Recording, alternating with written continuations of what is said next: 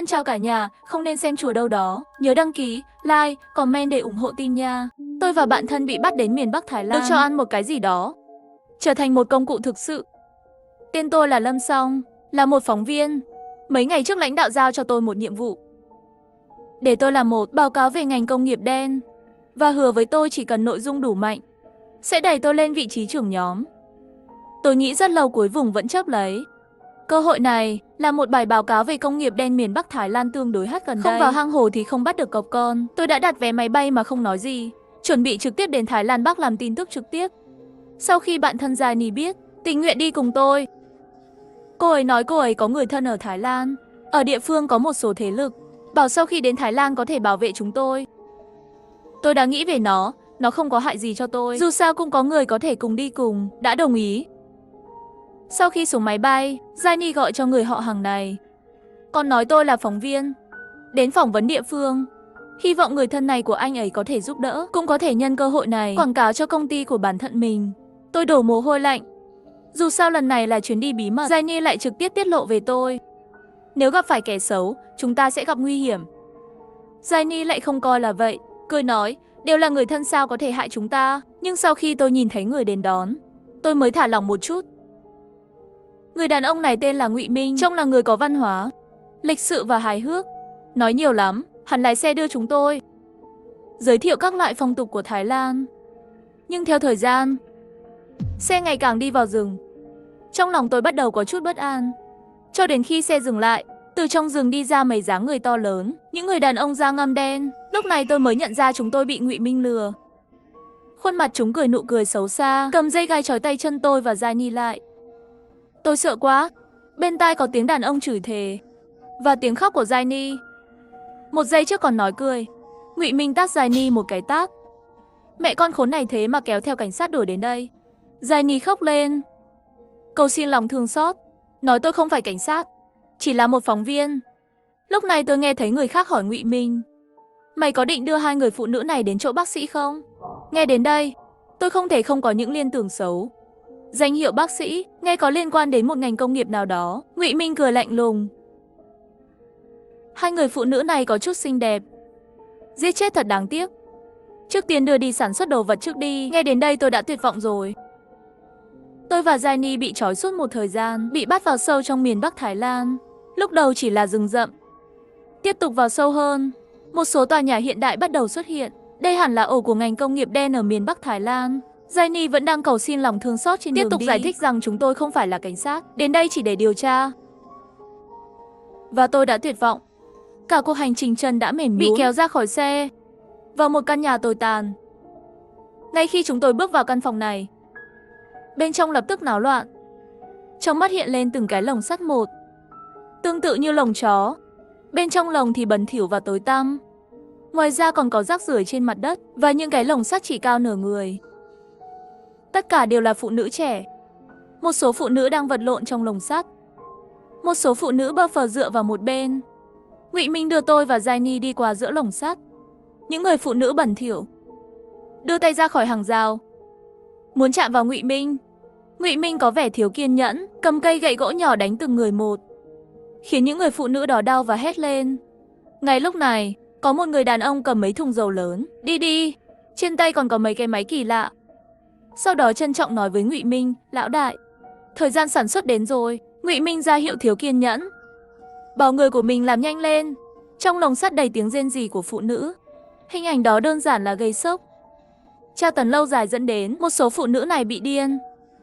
Tôi và Giai quỳ xuống trước mặt người đàn ông này và liên tục nói rằng gia đình chúng tôi có tiền, muốn bao nhiêu cũng được, có thể đừng biến chúng tôi thành thế này không? Ngụy Minh cười không tán thành, ha ha.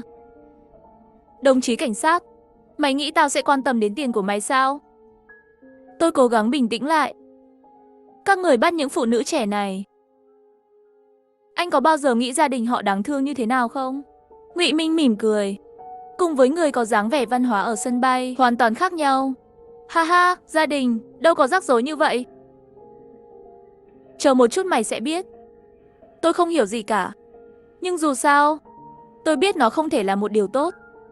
Tôi và Giai bị Ngụy Minh đè xuống, đưa vào một căn phòng tồi tàn. Mở cửa là một nhóm phụ nữ trẻ, nhưng quần áo của họ sạch sẽ hơn một chút. Mặc dù họ không bị nhốt trong lồng sắt, nhưng tất cả đều mang theo còng chân. Những người phụ nữ này không giống như những người ngoài kia. Họ tương đối sạch sẽ, nhưng biểu cảm tê liệt trên mặt, giống như linh hồn bị xé toạc. Rõ ràng đã ở nơi này rồi, đã lâu rồi. Ngay lúc đó, một người đàn ông bước vào từ bên ngoài với một thùng thức ăn dính nhớp trên tay. Có vẻ như nhiệt độ rất cao. Điều kỳ lạ là sau khi những người này nhìn thấy bữa ăn, tất cả cùng lúc lộ ra vẻ mặt phản kháng. Tôi muốn hỏi gì? Lời đến miệng cũng không hỏi được. Bởi vì khuôn mặt lạnh lùng của Ngụy Minh thật sự rất đáng sợ. Ngụy Minh chỉ vào 2 trong số được coi là chỗ ngủ. Lạnh lùng nói với tôi và Giai Ni. Từ hôm nay trở đi, 2 người ngủ ở đó. Nghe vậy Giai Ni sụp đổ. Tôi không muốn sống ở đây. Tôi muốn ra ngoài. Nói xong đẩy Ngụy Minh ra, liền chạy về hướng cửa, cố gắng thoát khỏi địa ngục trần gian này. Ngụy Minh có vẻ như nhìn thấy cảnh này quen lắm rồi. Thiếu kia nhận nháy mắt với mấy tên thủ hạ. Mấy tiểu đệ lập tức lộ ra vẻ mặt âm tà. Một tay kéo Giai Ni đi đến một căn phòng nhỏ. Qua cửa, tôi nghe thấy Giai Ni cầu xin lòng thương xót bên kia cánh cửa, khóc trong đau đớn. Tôi hiểu. Cố tình làm cho tất cả phụ nữ ở đây xem. Những người phụ nữ trong phòng đều cúi đầu sợ hãi, không nói nữa. Ăn những gì trong tay. Tôi muốn đi giúp Giai Ni, nhưng mà Ngụy Minh hung hăng nắm lấy tóc tôi, đẩy tôi trở lại. Hắn nhìn thân hình tôi từ trên xuống dưới. Lát nữa sẽ có người gửi thức ăn cho mày. Vài ngày nữa để mày tiếp một nhân vật lớn. Cô cảnh sát. Ha ha ha. Có lẽ nghe nói Ngụy Minh gọi tôi là cảnh sát. Hàng chục cô gái trong phòng mắt sáng lên. Tôi thấy họ bị ép ăn những thứ trong tay. Trong bụng tôi khó chịu. Tôi mơ hồ nghĩ rằng có điều gì đó không ổn với thức ăn đó. Sau khi Ngụy Minh đi, Giai Ni cũng bị kéo về. Biểu cảm của cô ấy bơ phờ, rõ ràng là bị kích thích không nhỏ. Trên người hầu như không nhìn thấy một miếng da hoàn hảo. Tôi cắn răng, quay đầu chuẩn bị rót cho Giai Ni một cốc nước uống. Ngay lúc này, một thiếu nữ nắm lấy tay tôi. Có thứ gì đó trong nước này. Không chỉ trong nước, trong thức ăn chúng ta ăn cũng có. Nghe thấy thêm thứ gì đó, tôi không khỏi suy nghĩ đến cái đó. Cái gọi là thứ này tôi biết. Nó có thể trong trường hợp phụ nữ không có bụng lớn, tạo ra một cái gì đó. Người phụ nữ đó nói với tôi. Những cô gái bị bắt ở đây, mỗi ngày chỉ chịu trách nhiệm sản xuất đồ. Nhưng cái này đồ xanh thân thiện với môi trường có giá rất cao trên thị trường. Chủ yếu được sử dụng cho một số tùy chỉnh mỹ phẩm cao cấp. Nó cũng dành cho người giàu. Mặc dù tôi đã nghe nói về ngành công nghiệp này từ lâu rồi, nhưng nghe cô ấy nói vậy, vẫn không nhịn được run rẩy. Tôi không dám uống bất kỳ thức ăn nào mà Ngụy Minh cho chúng tôi, thậm chí một ngụm nước cũng không dám uống. Nhưng Giai Ni không chịu nổi. Cô ấy yếu đuối và xác chết sau khi bị thương. Liên tục cầu xin tôi rót cho cô ấy một chút nước uống. Cô gái đó nói với tôi, họ bị bắt từ khắp nơi, hoặc bị bắt cóc và bị lừa. Ở đây còn có mấy ổ như vậy nữa. Vừa bắt được cô gái nào đẹp hơn một tí thì được giao cho nơi khác, không có giá trị, sau đó sẽ được gửi đến nơi này để sản xuất đồ. Tôi nghe thấy sợ hãi. Ngay lúc này, người của Ngụy Minh bước vào, mang theo một ông già xấu xí. Đây hẳn là nhân vật lớn mà Ngụy Ninh nói. Ngụy Minh xếp tất cả phụ nữ trong phòng thành một hàng, cho ông già lựa chọn, còn gật đầu cúi đầu không ngừng tâng bốc. Người phụ nữ trong phòng run lên vì sợ hãi. Người đàn ông nhìn một lúc, sau đó đặt đôi mắt tục tĩu đó nhìn vào người tôi, gật đầu ra hiệu với tên kia. Ngụy Minh ra vẻ khó khăn, bằng ngôn ngữ mà chúng tôi không nói hiểu, vài lời với người đó. Sau khi người đàn ông đó nghe, biểu tình rõ ràng có chút không vui, bĩu môi quay người rời khỏi phòng này. Sau khi người đàn ông rời đi, Ngụy Minh nắm lấy người đàn ông bên cạnh, tức giận nói, nhanh cho nó uống thuốc. Vài ngày nữa sẽ gửi cho lãnh đạo. Ăn đồ ăn, đó không phải. Tôi cố gắng quỳ bên cạnh Ngụy Minh, liên tục cầu xin lòng thương xót. Anh có thể đừng cho tôi loại thuốc đó được không? Để tôi làm gì cũng được. Thật sự, Ngụy Minh cười lạnh lùng. Không có cách nào, ai bảo mày bị anh béo nhìn trúng. Biểu hiện cho tốt. Theo anh trai béo, đảm bảo mày không phải lo lắng về thức ăn và quần áo. Nói xong, Ngụy Minh nháy mắt với đàn em bên cạnh, báo hiệu cho tôi dùng thuốc. Tôi sợ hãi liên tục lùi lại, đấu tranh liên tục. Bụp một tiếng lớn, đầu tôi bị tát quay điên cuồng. Đàn bà đĩ, không uống rượu mời lại muốn uống rượu phạt. Tao có nhiều cách để khiến mày ngoan ngoãn nghe lời. Mày đã bao giờ nghe nói về nhà tù nước ở Thái Lan chưa? Bên trong có nước và cả ăn thịt người. Người bị ném vào chưa đầy nửa ngày. Trên chân bị gặm chỉ còn lại xương trắng. Bởi vì tôi không hợp tác, bị người của Ngụy Minh ném xuống nhà lào nước. Trong nhà lào nước rất sâu, rất đục, có mùi hôi thối. Trên đó còn có một số mô bị vỡ trôi nổi. Nghĩ đến đây có thể là do bị cá ăn thịt. Tôi cảm thấy vô cùng sợ hãi. Ngoại trừ tôi, còn 2 người phụ nữ nữa. Tất cả đều không có lên tiếng. Không biết còn sống không. Tôi cố gắng bắt lấy chân của tên khốn đã ném tôi vào đây. Khóc và nói: làm ơn đừng để tôi ở đây. Anh muốn tôi làm gì cũng được. Mã Tử vỗ vỗ vào mặt tôi: ngoan một chút, đừng lằng nhằng. Nghe lời anh Minh thì sẽ không sao. Tôi cắn môi, đè giọng khóc sau cổ họng. Bỗng nhiên phía sau truyền đến tiếng nước ào ào, ha ha. Bắt được mày rồi. Có một phụ nữ dùng miệng cắn một con cá đá đầy răng. Không ngại vị tanh của cá. Ăn nó. Nước máu trộn với ruột cá dính vào cằm. Kinh dị không tả nổi. Cô ấy đã điên rồi. Lúc này ông già vừa chọn tôi đi tới. Ngụy Minh đi theo phía sau hắn. Ngụy Minh thấy sắc mặt tôi thay đổi, giơ tay lên cho bên người bên cạnh một cái tát, bảo anh ta lôi tôi ra khỏi nước thải ngay lập tức. Hắn không phải là người tốt bụng, chỉ sợ tôi bị bẩn, chỉ sợ tôi nhiễm nước bẩn bị bệnh truyền nhiễm, sẽ làm phiền lãnh đạo lớn. Mã Tử thô lỗ lôi tôi ra, rửa sạch bằng nước lạnh. Sau đó đổ cho tôi một cốc nước có mùi lạ. Tôi biết đó không phải là thứ tốt. Đấu tranh tuyệt vọng, không có gì bất ngờ, lại bị tát mấy cái tát, đầu bị đánh đập ong ong. Đêm đó, cơ thể tôi đã phản ứng. Tôi khô miệng, toàn thân mất sức, đau ở phía trước cơ thể.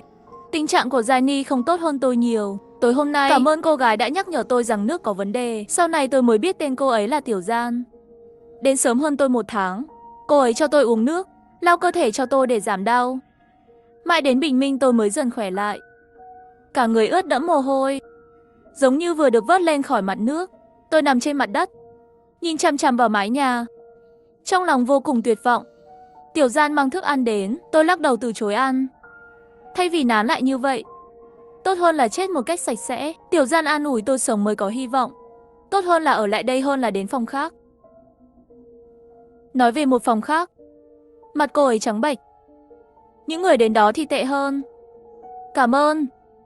Mới phát hiện giọng nói khàn đến mức gần như không phát ra âm thanh. Lúc này Gianni chạy đến ôm tôi khóc. Tôi cảm thấy khó chịu, cố gắng an ủi cô ấy. Không lâu sau, cánh cửa được mở ra. Mấy người đàn ông xông vào, la lên với người phụ nữ trong phòng. Đến lúc sản xuất rồi, đồ sản xuất trong phòng này tất cả đều được gửi cho lãnh đạo, là sản phẩm tốt nhất, trên thị trường rất đắt. Những người đàn ông vừa chỉ huy mọi người vừa thu thập, một bên nhân cơ hội thêm dầu. Gianni cũng không may mắn, đối mặt với người đàn ông mở dầu không dám chống cự, chỉ có thể nhìn tôi trong nước mắt. Có một người đàn ông đến kiểm tra sức khỏe của tôi muốn chống cự, nhưng cơ thể vẫn yếu ớt, không thể nhấc cánh tay lên. Ôi, hiệu quả tốt lắm. Ngụy Minh nhìn vào tôi, vẫy tay, ra lệnh cho Mã Tử lôi tôi ra ngoài, tắm cho nó sạch sẽ, gửi đến chỗ lãnh đạo. Tôi bị đẩy ra ngoài. Khi đến gần cửa, Tiểu Gian thừa dịp mọi người không chú ý xông lên. Tôi hét thảm lên, che cổ không dám tin nhìn cô ấy.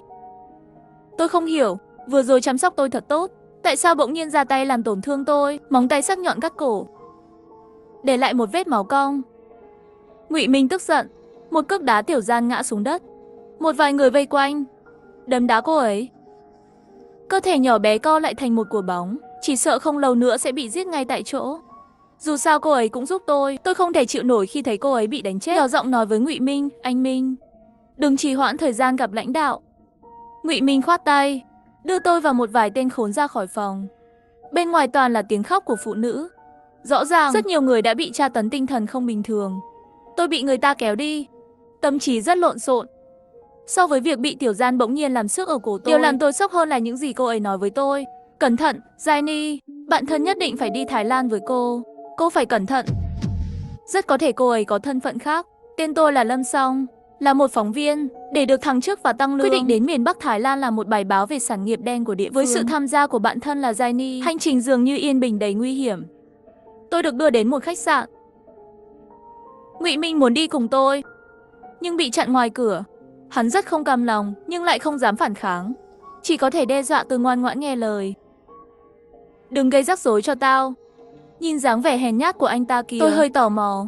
Lãnh đạo này là ai? Có thể làm cho hắn vừa sợ vừa muốn nịnh nọt như vậy, nhưng đáng tiếc là tôi không gặp được lãnh đạo lớn. Một người đàn ông cao gầy đưa tôi vào một căn phòng nhỏ. Hắn nhìn vết thương trên cổ tôi, hơi cau mày. Tôi nhanh chóng giải thích rằng đó chỉ là một vết chảy xước bình thường, cơ thể tôi vẫn ổn. Chất lượng sản phẩm sẽ không bị ảnh hưởng. Người đàn ông không nói gì, đưa một số bác sĩ và y tá đến khám cho tôi. Rồi họ đưa tôi vào một căn phòng. Bên trong có thiết bị chuyên nghiệp, bắt đầu sản xuất. Sản phẩm màu trắng nhanh chóng đổ đầy cốc thủy tinh, mang theo nhiệt độ được gửi đến tay lãnh đạo lớn bên cạnh. Khi nhiệm vụ của tôi hoàn thành, lặng lẽ mặc quần áo vào, vẫn là người đàn ông trước đưa tôi ra ngoài. Trên hành lang dài, một người đàn ông mặc áo sơ mi hoa đi về phía tôi. Anh Vĩ, đây là ai vậy? Đã lâu rồi tôi không thấy một người phụ nữ như này. Người đàn ông cười véo mặt tôi. Trong lòng tôi ghét bỏ, nhưng cũng không dám phản kháng. Anh Vĩ bỏ đôi tay đó ra. Cô gái mà ông chủ muốn, mày cũng dám chạm vào. Mặt áo sơ mi hoa thay đổi, tưng tửng bỏ đi. Tôi đi bên cạnh anh Vĩ, thì thầm cảm ơn. Hắn nhìn sang cổ tôi, nghiêng cằm hỏi bị thương như thế nào. Tôi nói ở cơ sở sản xuất bị một người phụ nữ điên tên là Tiểu Gian cào, lạ thật. Hắn có vẻ rất có hứng thú với Tiểu Gian, hỏi rất nhiều câu hỏi về cô ấy. Tôi không biết mục đích của hắn, lo lắng nói quá nhiều sẽ gây rắc rối cho Tiểu Gian. Rất nhiều vấn đề đều chọn nói vòng vèo. Sau khi trở về, tôi và Jenny bị nhốt trong một căn nhà khác. Không thấy Tiểu Gian, không biết cô ấy thế nào. Tình trạng của Jenny vẫn rất tệ, nói chuyện luôn thần kinh không ổn. Cô ấy hỏi tôi có muốn ra ngoài không? Cái này còn cần hỏi sao? Tôi mơ ước được trốn thoát. Nhưng ở đây được bảo vệ quá nghiêm ngặt. Chỉ là một con chuột muốn lẻn ra ngoài cũng phải chấp nhận kiểm tra. Jenny đến bên tai tôi, nói bằng giọng mà chỉ có 2 người có thể nghe thấy. Chúng ta có cảnh sát trà trộn vào. Tôi ngạc nhiên là có cảnh sát ở đây. Thảo nào khi mới đến, Ngụy Minh cứ hỏi dồn về cảnh sát. Anh Minh nói rồi, miễn là chúng ta giúp anh ta tìm ra cảnh sát chìm, hắn sẽ thả chúng ta. Tôi mở to mắt, không dám tin nhìn cô ấy. Bỗng nhiên cảm thấy người trước mắt rất xa lạ. Jenny mà tôi biết không phải như vậy. Cô ấy dũng cảm và tốt bụng, thấy chuyện bất bình sẽ lên ngăn cản, không phải như bây giờ. Chưa kể không biết ai là gián điệp, cho dù biết cũng không thể tố cáo người ta. Tôi không thể chịu nổi nữa. Tôi sắp chết. Jenny nắm tóc, vào trạng thái điên rồ. Tôi đau lòng ôm lấy cô ấy, an ủi và kiên trì. Sẽ có người đến cứu chúng ta. Nghĩ lại lúc đó tôi bị nhốt vào ngục nước có vấn đề, sống không bằng chết. Tiểu Gian cũng an ủi tôi như vậy. Con người trong môi trường này, nếu không ai khuyến khích, thật sự sẽ phát điên. Không ngờ Jenny nghe được câu nói này lại ngẩng đầu lên, nhìn chằm chằm vào tôi. Sao cậu biết sẽ có người đến cứu chúng ta? Ai nói với cậu? Cậu có phải biết ai là cảnh sát không? Cậu không muốn ra khỏi đây sao? Tôi lắc đầu, bảo cô ấy đừng nghĩ lung tung. Jenny vẫn đang đoán cô ấy. Tất cả những người phụ nữ chúng tôi từng tiếp xúc đều đoán một lần. Kết quả là không có manh mối. Cuối cùng hung hăng nói nên treo cổ tất cả mọi người, tra tấn. Không tin không thể tìm thấy gián điệp. Khi cô ấy nói thế, ánh mắt cô ấy rất dữ tợn, rất giống với Ngụy Minh. Nếu bạn thân cậu cứ muốn cậu đến miền Bắc Thái Lan, cậu phải cẩn thận. Rất có thể cô ta có một danh tính khác. Gặp lại Tiểu Gian là 5 ngày sau. Buổi tối trước khi đi ngủ, cuối cùng tôi đã có cơ hội để hỏi một câu hỏi đã làm phiền tôi trong một thời gian dài. Tại sao lại để tôi cẩn thận với bạn thân tôi, Jenny? Tiểu Gian không hỏi lại. Hỏi tôi về lần trước tôi đi gặp lãnh đạo. Nói rồi nói đến anh Vĩ. Cô ấy im lặng một lát, dùng đầu ngón tay vẽ vài chữ lên lòng bàn tay tôi. Cô có thể tin anh ta. Có gì đó lóe lên trong đầu, nhanh đến mức không thể bắt được. Một số điều dường như đã rõ ràng, dường như vẫn là một bí ẩn.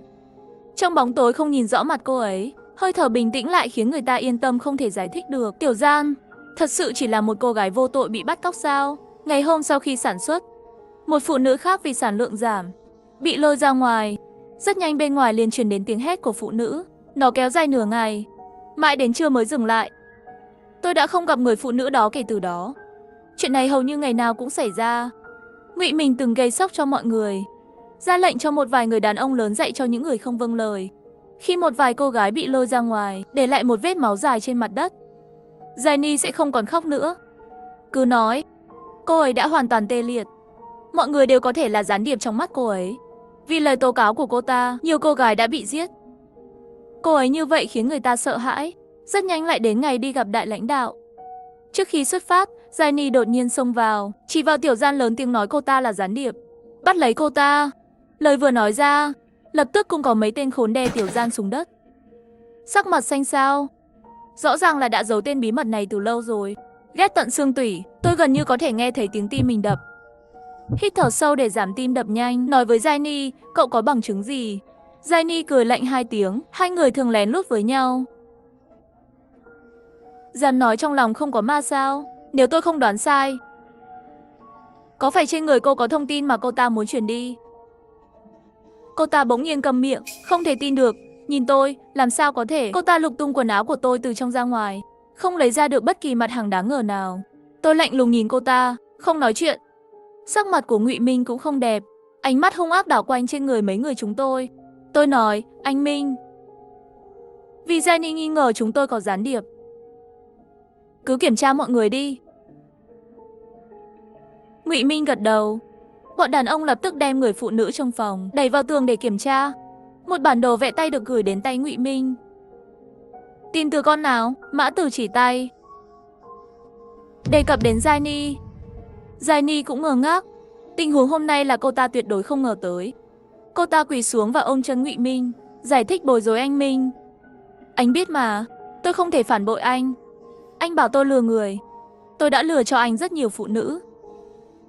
Anh bảo tôi tìm gián điệp ẩn giấu. Tôi cũng đang kiểm tra.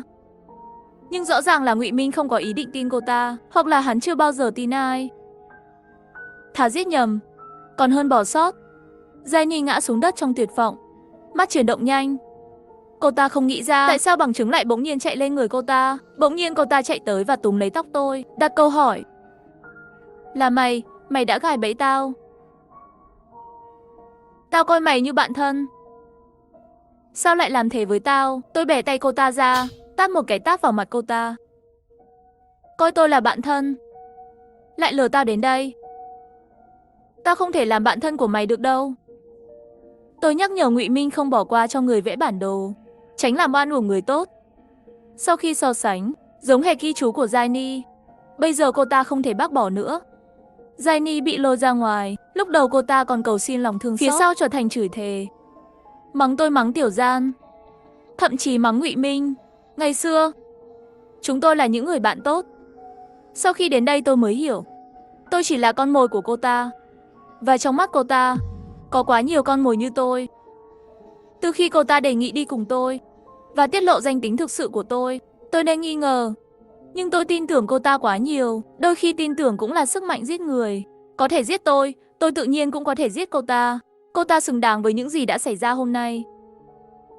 Nhưng có một điều bạn nói đúng, những ngày tốt lành của Ngụy Minh cũng sắp kết thúc rồi. Lần này vẫn chưa thấy đại lãnh đạo. Có thể thấy người đó cẩn thận như thế nào. Giống như lần trước, Ngụy Minh bị chặn ở cửa. Anh Vĩ đưa tôi đi đến nơi sản xuất, sau đó đưa tôi ra ngoài. Khi rời đi, anh Vĩ nói với tôi một cách có ý nghĩa. Không nên xem, đừng xem. Không nên nói, đừng nói. Lại dặn dò Ngụy Minh. Có lẽ có nghĩa là lãnh đạo rất hài lòng với những gì tôi sản xuất trong thời gian này. Tốt nhất đừng để cơ thể tôi có bất kỳ vấn đề gì. Ngụy Minh cười vui vẻ. Sau khi trở về, sắp xếp cho tôi một phòng có môi trường tốt hơn, bởi vì gần đây thể hiện tốt.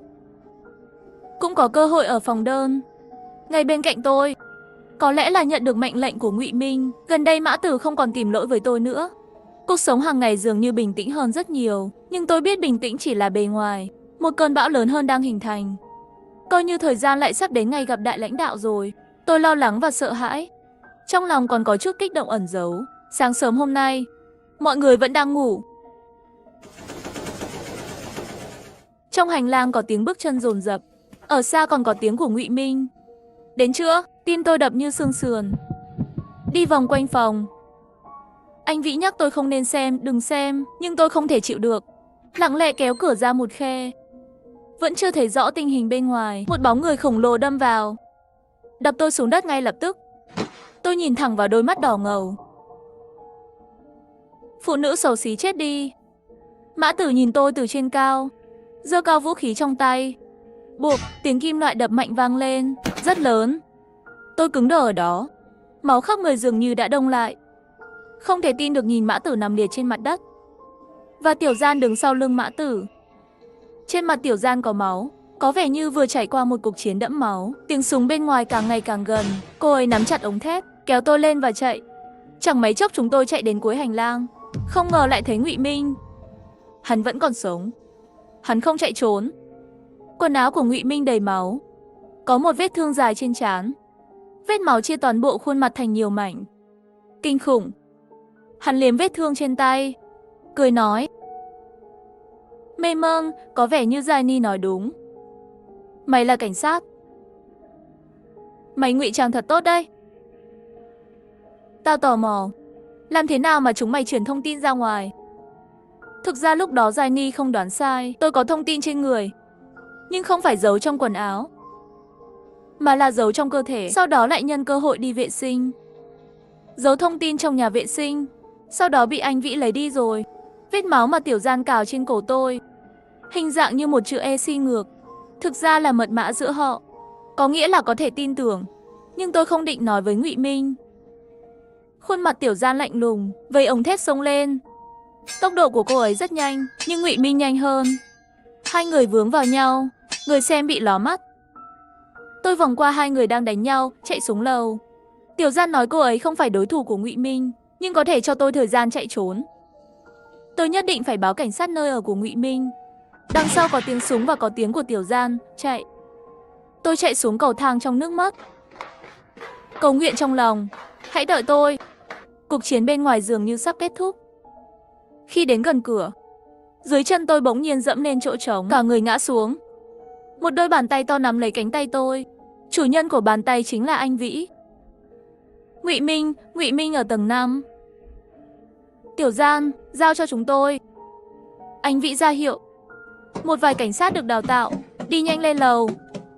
Chuyện phía sau tôi không nhớ rõ lắm, chỉ nhớ là rất lộn xộn và hoảng sợ. Ở đâu cũng có người. Nhiều nạn nhân nữ đã được giải cứu. Có người đang khóc, có người đang gọi. Cũng không biết đã qua bao lâu, thi thể của Ngụy Minh được đưa ra ngoài. Nằm trên cáng phía sau là Tiểu Nhiễm. Anh Vĩ hộ tống cô ấy lên xe cứu thương, quay lại và đi về phía tôi. Tự giới thiệu. Tên tôi là Trương Văn Minh, là cảnh sát biên giới. Cảm ơn sự giúp đỡ của bạn, chúng tôi mới có thể tiêu diệt thành công băng đảng Ngụy Minh. Hắn đứng thẳng, giữa lông mày có hơi thở nhẹ nhàng. Tiểu Gian, cô ấy cũng là cảnh sát hình sự trong cục của chúng tôi. Được lệnh bí mật. Nhìn thấy ánh mắt lo lắng của tôi, Trương Duy Minh lại nói thêm rằng cô ấy bị súng bắn trúng, cần đưa khẩn cấp đến bệnh viện để cứu. Trước khi đi nói với tôi phải ổn định tốt cho bạn. Các nạn nhân khác đã được đưa về nước. Tôi không đi ngay, kiên trì đến bệnh viện thăm Tiểu Gian. Một tuần sau, cuối cùng tôi đã gặp cô ấy ở bệnh viện địa phương. Làm quen lại đi. Tên tôi là Hứa Anh Hoa, một cảnh sát hình sự.